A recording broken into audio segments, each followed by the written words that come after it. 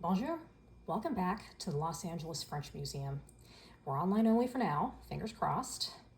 Did you know that California's oldest continuously operating corporation was founded by a native French speaker? Charles Louis Ducommun was born in Switzerland, was a watchmaker by trade, and lost vision in one eye due to smallpox. When he came to the States, he spent time in Arkansas before loading up a donkey with his jeweler's tools and a rifle for protection, and spent the next 7 months walking all the way to Los Angeles.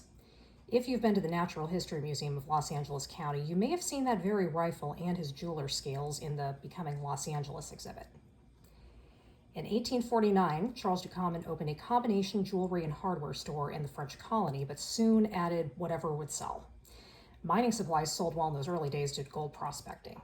Besides hardware, this receipt from 1884 lists stationery, paints, oils, mining tools, assayers' equipment, ammunition, paintbrushes, window glass, pruning shears, honey knives, bee smokers, and 25,000 assorted articles. As you can see, this receipt is for hinges and cigars. Ducommun erected a building at the northeast corner of Main and Commercial Streets on the edge of the French colony. The book we saw in last week's video, The French in Southern California and the Southland Today, describes it as the most palatial building in the city. Unfortunately, it has since been demolished. You can see an address of 204 North Main Street on the receipt. You can also see that the receipt is signed C. Ducommun.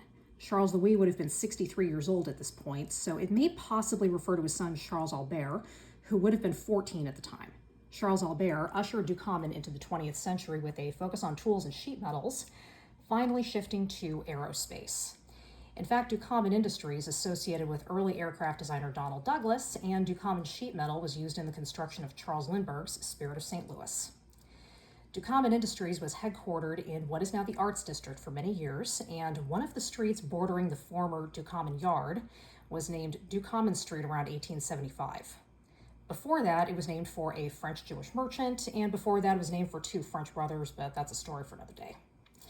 Ducommun is still a prominent aerospace supplier today, trading on the New York Stock Exchange under DCO. Thanks for joining us today. Au revoir.